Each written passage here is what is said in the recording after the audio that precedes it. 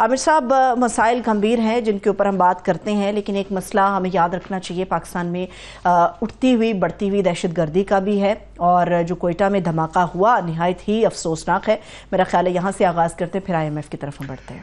جی، بہت ہی تکلیف دہ خبریں ہیں کہ ایک نہیں 3 بلوچستان کے اندر آج دہشت گردی کے واقعات ہوئے ہیں۔ کوئٹہ کے اندر جو ہے پولیس وین کے قریب دھماکہ ہوا، 2 افراد جاں بحق ہو گئے ہیں، 4 اہلکار سمیت 17 افراد زخمی ہیں۔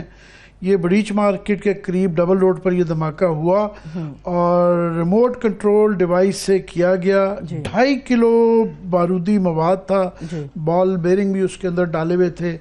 دوسرا ایک اتنا ہی تکلیف دہ واقعہ گوادر میں ہوا ہے کہ بس سے نکال کے نامعلوم حملہ آوروں نے فائرنگ کر کے جو ہے گولیوں سے 6 افراد کو مار دیا، اور جس طرح ان کی ریشل پروفائلنگ میں ہمیشہ طریقہ کار ہے کہ ان میں سے زیادہ تر بتایا جا رہا ہے کا تعلق پنجاب سے تھا۔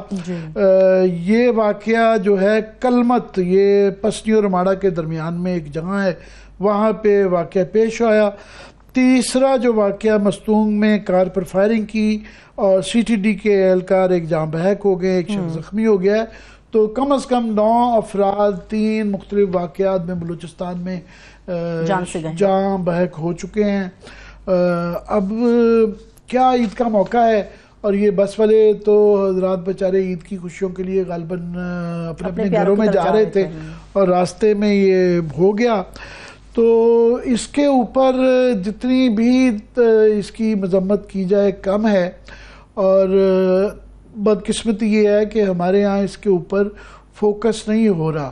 ہمارے سیاستدان جو ہیں وہ منقسم ہیں، اور یہ جو حال ہی میں سلامتی کونسل کی جو ایک اجلاس ہوا، اس کے اندر جو بھی وجوہات تھی، حکومت کا قصور تھا، اپوزیشن کا قصور تھا، مگر اس کے اوپر اتفاق نہیں ہو سکا۔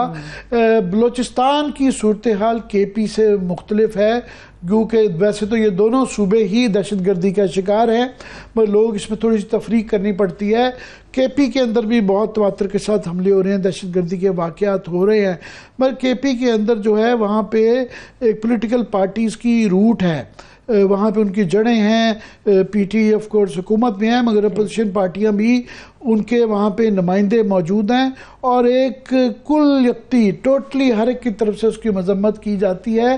پولیٹیشن وہاں کا تھوڑا سا اس کے خلاف زیادہ ایکٹیو ہے، جبکہ بلوچستان میں ایک وہاں پہ لیجٹمیسی کے ایشوز ہیں کہ کافی سارے سیاستدان جو ہے وہ شکایت کرتے ہیں کہ وہ پاور اس سے باہر ہیں۔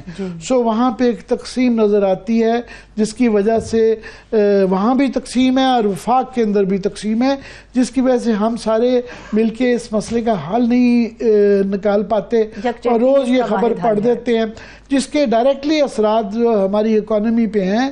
میں آج ہی خبر پڑھ رہا تھا کہ اتنا ڈائریکٹلی تعلقات ہوتا ہے آپ کی عدم استحکام کا، آپ کی اقتصادی استحکام کے ساتھ، کہ ترکی جو ہے وہ بہت آگے ترقی میں جا رہا تھا، حال ہی میں ان کے یہاں یہ تھوڑا سا جلسہ جلوس شروع ہوا، ایک دن کے اندر $16 بلین کے ان کے ریزروز جو ہے نا وہ اڑ گئے۔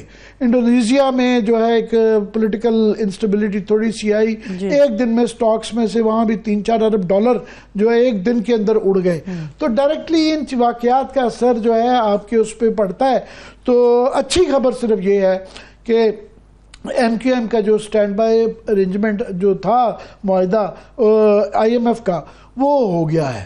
تو IMF کے عامر صاحب اس کے بھی پرزے اب نکلنا شروع ہوئے ہیں، چیزیں کچھ کھل کے سامنے آنے لگی ہیں۔ فی الحال ہمیں تو یہ ریلیف لگ رہا ہے، لیکن جو اس کے اندر ایڈ کیا گیا ہے وہ چیزیں آئندہ آنے والے وقتوں میں مشکلات کا باعث بن سکتی ہیں۔ جی، مگر یہ بھی ایک تلوار لٹکی، گو کہ اس کو ابھی ان کی ایگزیکٹو باڈی نے جو ہے اس کو بھی 1-2 ماہ کے بعد اس کو اپروو کرنا ہے، مگر بتایا جا رہا ہے کہ یہ معاہدہ تقریباً ہو چکا ہے۔ یہی بہت بڑی ایک مثبت خبر ہے، کیونکہ اس کے نہ ہونے سے بے یقینی کی فضا میں اضافہ ہوتا ہے۔ ہاں آف کورس بہت بڑا چیلنج ہے، اس کے اوپر بہت زیادہ ڈول نہیں پیٹنا چاہیے، جس طرح آپ نے کہا کہ شرائط ہے ان کے اوپر یہ بات کریں گے، اور ہمیں امید ہے کہ ایگزیکٹو باڈی فی الحال یہ جو ہے $1.3 بلین کا جو ہے نا سٹاف لیول کا اگریمنٹ ہو گیا ہے۔ ساتھ میں جو ہے اس کے علاوہ جو ہے 28 مہینے پہ محیط جو ہے وہ مزید جو ہے ہمیں ایکسٹینڈڈ فنڈ فیسلٹی ملی ہے یہ ملا کے ٹوٹل جو ہے یہ $1.9 بلین کی جو ہے نا تقریباً آ جاتی ہے. اوور آل جو پیکیج ہے نا یہ $8.3 بلین کا ہے.